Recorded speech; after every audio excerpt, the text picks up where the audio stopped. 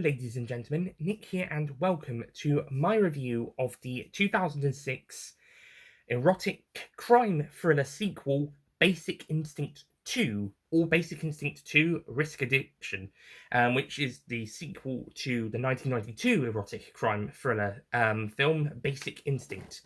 The plot of this film is that Catherine Trammell is once again in trouble with the law, as she is involved with the death of a footballer who drowned in a car crash in the Thames.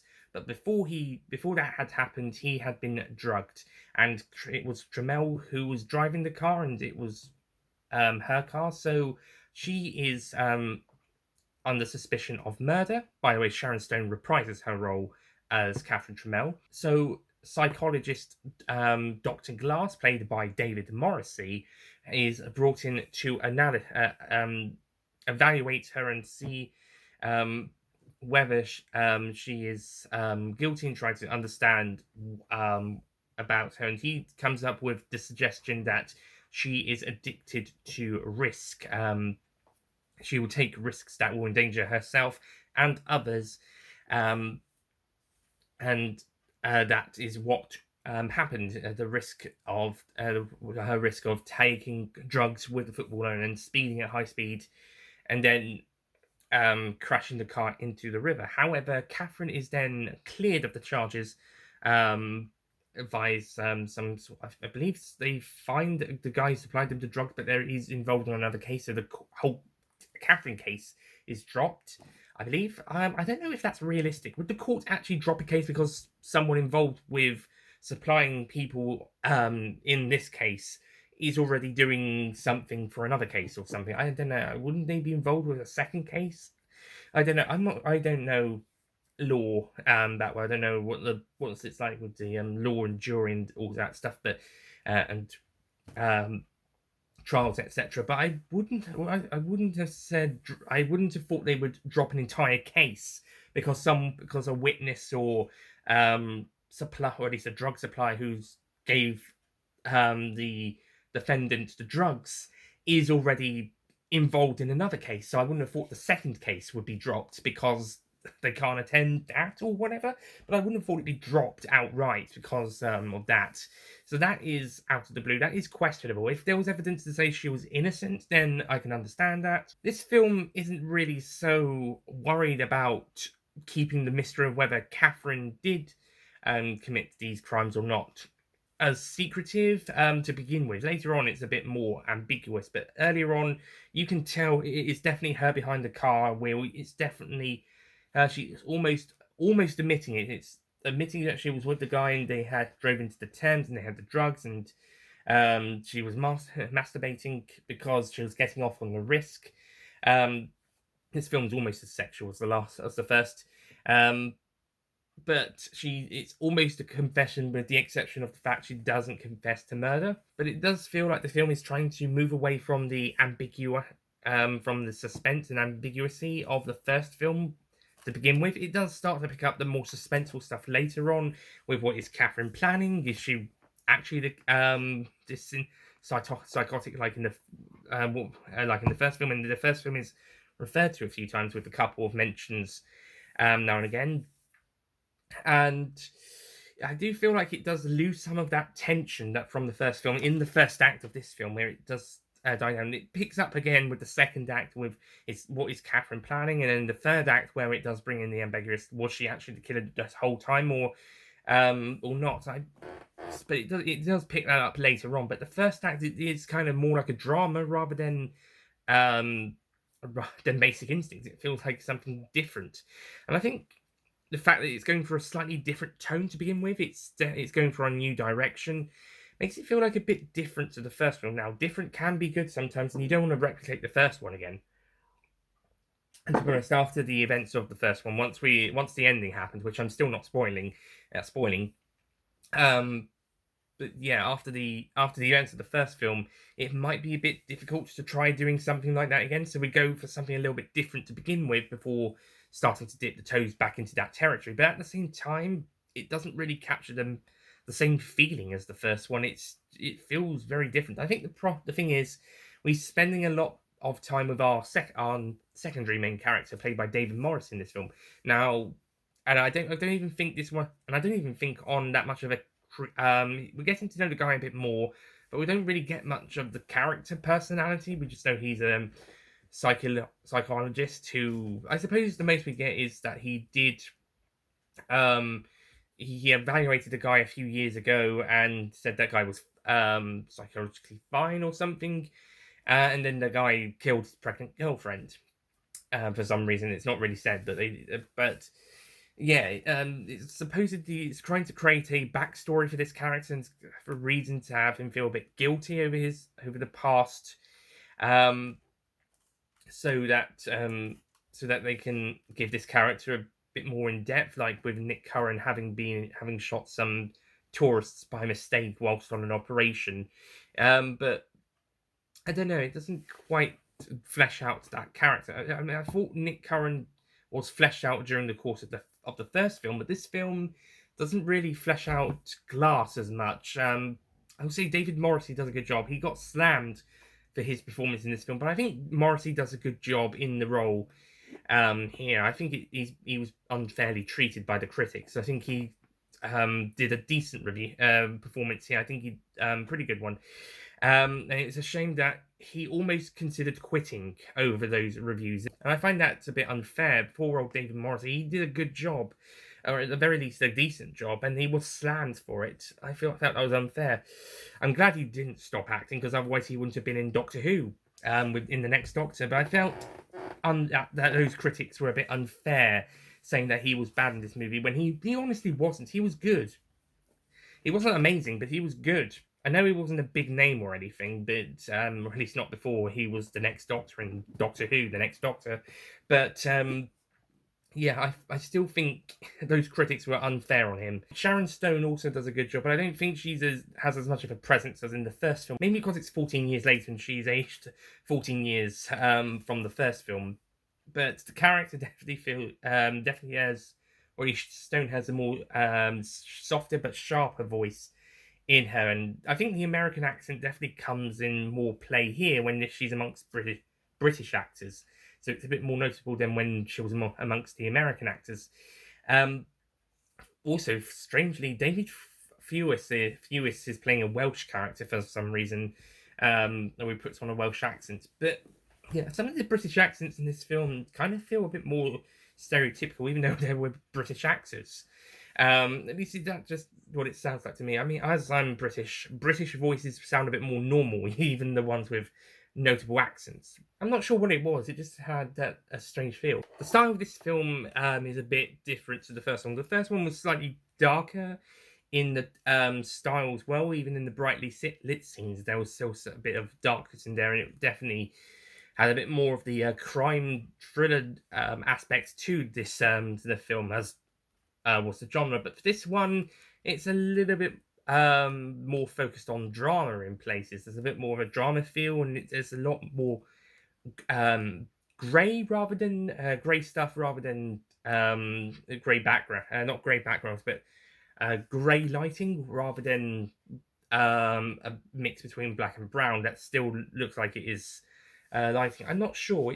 There's definitely a different feel, and I think it's trying to be a bit more of a modern film, which is odd considering this is 2006 and the one before was 1992. I think this one's trying to be more of a drama rather than a crime film, with despite the crime elements in the film. When we move into the second portion, we start to have a few more murders, and we start to have a few more incidents happen, and suspicion starts to once again arise on Catherine Trammell, but we're not entirely certain as shift starts to look towards David Fruell's character being implied to be possibly the one involved. In the first film, every single character who was or was alluded to be a psychotic killer was a woman, and all but maybe one of them was LGBT. And the one that wasn't said to be LGBT, we don't actually know their sexuality, so they could have been for all we know. So that film kind of merged lesbianism or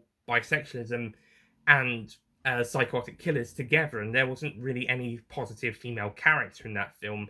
or any positive LGBT character, apart from one that was alluded to but never stated on screen. And he got killed off anyway. So there wasn't really any positives for either side. With this film, we managed to get more positivity with, at least with female characters, as there's a few female characters who aren't psychotic killers. With the exception of Catherine and Glass's ex-wife, there isn't really many LGBT characters in this film, and I think many of them are heterosexual. Glass's wife, I should say, and Dremel are probably are bisexual by the sounds of it, or they're mentioned to be bisexual. Or at the very least, Dremel is. Maybe she didn't sleep. Did she sleep with Glass's wife? I'm not sure. She might have done, but that would have been off screen. But there's a bit more positive representation with the female characters, as it's only really Dremel who's possibly the psychotic killer. But there's also some male characters who are theoretically the psychotic killers that it's alluded to. So I thought the representation worked a bit better here on the side of the female characters. At least there was a better representation of female characters. Not all of them were psychotic killers, and not all of the LGBT characters are psychotic killers. Although there aren't as many in this film, I don't think, but from the ones we get, not all of them are psychotic killers. So I think there's a bit of a balance in this film, or at least an improvement in representation. At least a small improvement at the very least. Like I said, there isn't a huge amount of LGBT characters in this film. Considering there's a couple sex scenes, and again, the actors do their own sex scenes in this film for the most part. When we get to the third act, there is definitely more of that implication of one of the male characters being the actual killer instead of Dremel, and then there's some stuff that happens with with Glass as well. And then we get to the ending, which I think is a bit weak. I won't try and spoil it, but suffice to say that Catherine writes something in the book. Glass thinks it's going to happen, but it turns out things are going to play out a little bit differently. And Catherine realizes, "Ooh, I can have a different ending now. I'm going to change my ending to reflect what happened." And there's a bigger twist and with the story based on what happens here. So yeah, I don't know if that was part of her plan or not, or maybe it was just accidental. I'm not quite sure. The fact that she places a copy of her story on a computer disk thing for Glass to read, so that he would be able to try and come to help somebody who was maybe not intending to be killed, and then it was going to build up to what actually does happen. But what ends up happening, I feel for the character of Glass, was a worse outcome for the character for Nick Curran from the first film. At least in the first film, the worst thing that could have happened to him was being killed. But this film, I won't spoil it, but I think Glass gets a worse fate than in Curran in that film, because some possible realizations, maybe, or Catherine at least saying these, and maybe this is part manipulating again, and maybe her manipulation, and the same in the final scene. So I feel like Glass got a worse outcome, but I think the story just kind of dug itself into a corner with that. I don't know. I don't quite feel like that was a good ending. I feel maybe. I mean, I don't want them to rip off the first one's ending again, but I feel like it doesn't really work. What should have been the ending? Well, maybe it would have been something similar to the first film, but not exactly the same.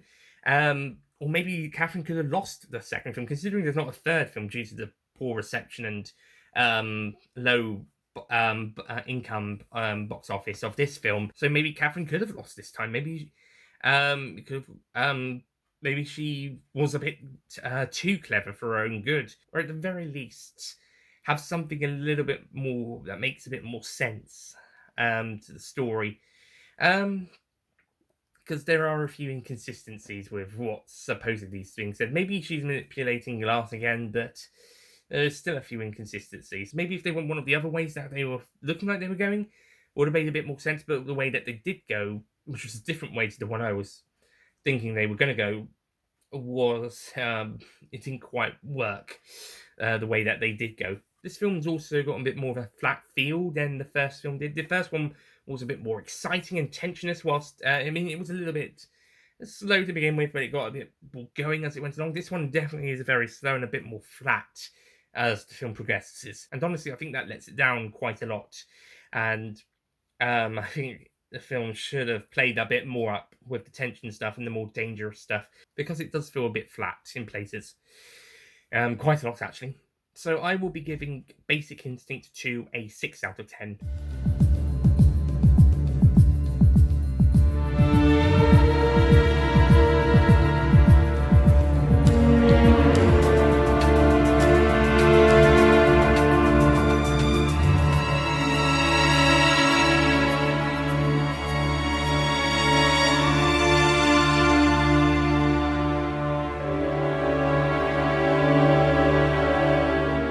Moments, but I think the film needed a bit more tension, and I think it needed a bit more spark, and maybe it went too far in trying to find its own identity compared to the first one. Maybe I think it should have allowed itself to revel in some of what the first one did, but without having to copy it too much, and allow it to have a bit more of the elements from that film incorporated into this, while still creating its own thing. It probably still wouldn't be as good as the first film, but it'd probably still at least be a bit better. And improvements, at least make it more of a connection with that one than just referencing it and having the same main antagonist. Sadly, there is no third film due to this film being unsuccessful at the box office and critical receptions, but Sharon Stone has said that she'd be up for directing a third film. So what would the plot of the third one be? Well, one thing it could do, if there ever was a third film, was that it could have Catherine Tremell lose at the end. Maybe she finally is outed. Maybe she finally loses, but that's just one possibility of what they could do if they ever do make a third film, which they might not, but never say never. If they do, I'll try and see it at some point. But yeah, in the meantime, it's just these two films, and the first one is definitely better. No ranking required. So yeah, I prefer the first film, but the second one is worth checking out. Again, providing you're over the age of 18. But yeah, it's not as good. So that's it from my review of Basic Instinct 2. Thank you for watching, and I shall see you guys next time. Goodbye.